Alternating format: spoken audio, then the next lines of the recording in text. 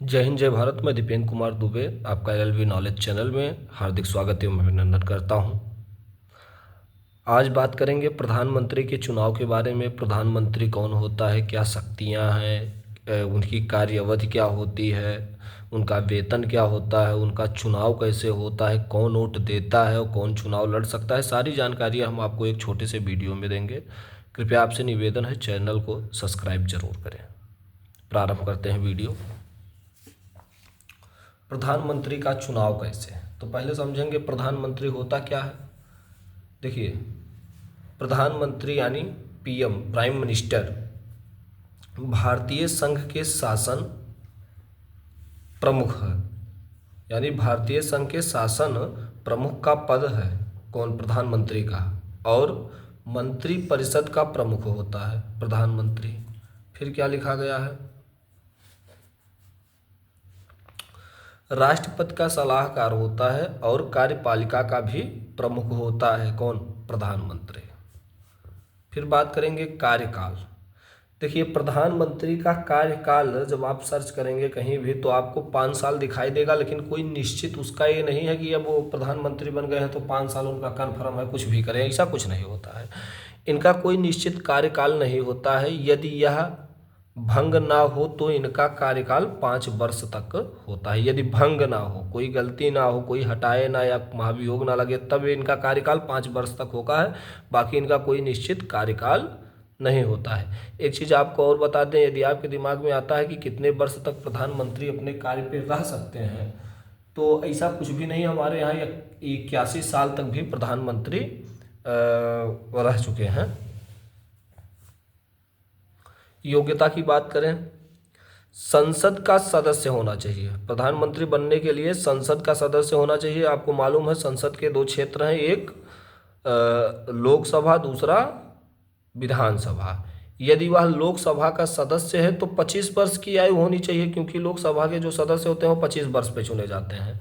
लेकिन यदि राज्यसभा का सदस्य हो तो 3 वर्ष 30 वर्ष उसकी आयु होनी चाहिए। साथ में दिवालिया यानी ज़्यादा कर्जदार ना हो, पागल नहीं होना चाहिए, ना अपराधी होना चाहिए, साथ ही भारत का निवासी होना चाहिए। शक्तियों की बात करें, शक्तियां क्या उनके पास होती हैं, तो संसद के सदस्य द्वारा कानून बनाना।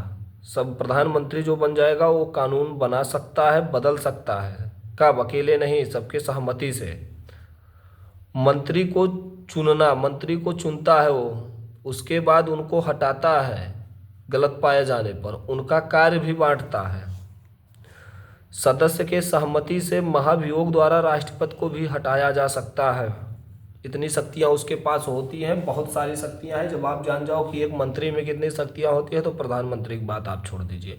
प्रधानमंत्री के ही हाथ में पूरा मंत्रिपरिषद होता है। फिर बात करेंगे हम प्रधानमंत्री वेतन के बारे में। तो वेतन के साथ अन्य भत्ता मिलकर 2,33,000 से लेकर 2.5 लाख प्रति माह वेतन होता है। वेतन यदि सैलरी की, केवल सैलरी की बात करें तो 40 से 50 हज़ार, उसके साथ 2,000 रुपया प्रतिदिन का मिलता है। विभिन्न प्रकार की खर्चाएँ, सारी चीज़ें आती है। यदि आपके दिमाग में आती है कि इनको इतनी सिक्योरिटी मिलती है, तो आप ये समझ जाइए कि यदि प्रधानमंत्री की मृत्यु हो जाती है तो मंत्रिपरिषद पूरा भंग हो जाएगा। बहुत समस्याएं आती हैं, इसीलिए सुविधाएं दी जाती हैं। सुविधाएं सबको मिलती है, लेकिन इनका बहुत ज़्यादा सुविधा रहती है। प्रधानमंत्री यदि मृत्यु को प्राप्त हो जाए तो मंत्रिपरिषद भंग हो जाएगा और पुनः चुनाव होगा। और यदि मान के चलिए, और प्रधानमंत्री को हटाना या भंग करने के बारे में, तो चाहे तो राष्ट्रपति प्रधानमंत्री एवं अन्य मंत्रियों को भी हटा सकता है, लेकिन कब, गलती पाए जाने पर। लेकिन कब, जब जो प्रधानमंत्री बना है, जब वो उसका क्या हो जाए, बहुमत खत्म होने के कगार पे आ जाए, तब वो हटा सकता है, नहीं तो ऐसे हटा नहीं सकता है। और उसको देना पड़ेगा सहमति पत्र कि मैं हट रहा हूँ, इस्तीफा पत्र देगा तब उसको हटाया जा सकता है, नहीं तो हटाया नहीं जा सकता है। और बात करेंगे चुनाव प्रधानमंत्री की छोटी सी चीज़ें और आपको हम समझा दे रहे हैं। जैसे मान के चलिए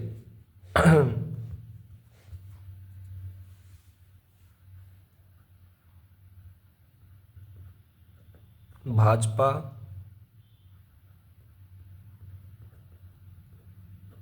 कांग्रेस,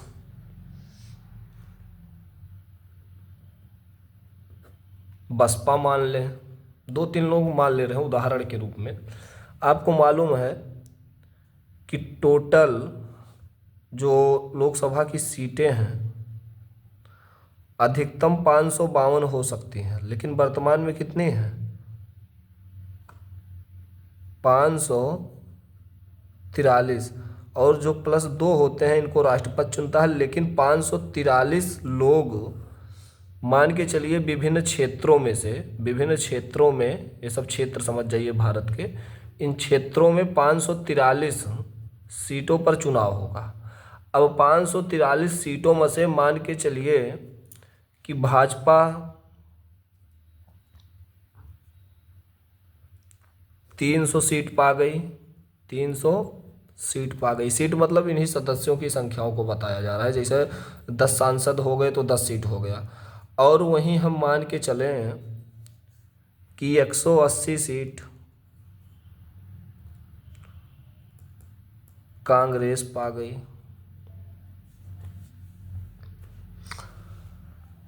और जैसा 300 सीट कौन पाया? भाजपा पाया। 180 सीट कांग्रेस पा गया। 480 सीटें हो चुकी, बची 63 सीट बसपा पा गया। तो यहाँ मान के चलिए 300, 180, 63। अब इसमें सबसे ज़्यादा बहुमत किसकी है? तो सबसे ज़्यादा बहुमत भाजपा की मान लिया जाए, भाजपा की है। तो क्या होता है, राष्ट्रपति जिसकी सबसे ज़्यादा बहुमत होती है उसको ऑफर करते हैं। और ये सदस्य जो हैं ये पहले से इन 300 लोगों में से जिनका बहुत अच्छा कार्य है उनको कहते हैं कि हम प्रधानमंत्री बनाना चाहते हैं और ये ऑफर करेंगे, फिर इनका चुनाव होगा। तो जब ये लोग इनको चुनेंगे, जिसको चुना जाएगा वही क्या होता है, वही प्रधानमंत्री नियुक्त हो जाता है। अर्थात प्रधानमंत्री बनने के लिए जो सबसे ज़्यादा, जिस पार्टी की सीटें रहेंगी, बहुमत रहेगा, उसी का कार्य होगा। बहुमत का मतलब जान जाइए आप कि जैसे एक उदाहरण मान लो कि 500 सीट है, तो 500 के आधा से एक ज़्यादा, यानी आधा से एक ज़्यादा मतलब 250 हो गया। 250 + 1 यानी इतना जब सीट पा जाएंगे, यानी आधा ज़्यादा जब सीट पा जाएंगे तो वही क्या है, बहुमत है। एक गठबंधन शब्द होता है, जैसे गठबंधन शब्द का मतलब कि जैसे कांग्रेस और बसपा है, यदि ये दोनों जुड़ जाते और इनसे ज़्यादा सीट पा जाते तब ये दोनों में से को अपने सहमति से किसी को राष्ट्रपति बना सकते थे। यह गठबंधन होता है। इसी के अनुसार प्रधानमंत्री का चुनाव होता है। बात किया जाए शपथ या शपथ, एक किसके सामने होता है? यह राष्ट्रपति के होता है, राष्ट्रपति के समक्ष होता है। और इन्हीं के साथ जब ये प्रधानमंत्री होते हैं तो इसी में से 60-70 मंत्री बनाते हैं, विभिन्न प्रकार की मंत्रियां बनाते हैं, उनका मीटिंग करते हैं, उनको कार्य देते हैं। यही सारी इनकी शक्तियां हैं। तो आप समझ गए होंगे कि प्रधानमंत्री का चुनाव कैसे होता है। जब बहुमत जो पार्टी पा जाती है उसी का चुनाव होता है। इसी के अनुसार सेम होता है किसका, मुख्यमंत्री का, लेकिन वो कहाँ होगा, वो राज्य के अनुसार होगा। यानी विधान मंडल में, जहाँ आपको बताया गया था कि विधानसभा क्या बताया गया था, और विधान परिषद, इन लोगों का चुनाव के रूप में होता है। जय हिंद, जय भारत।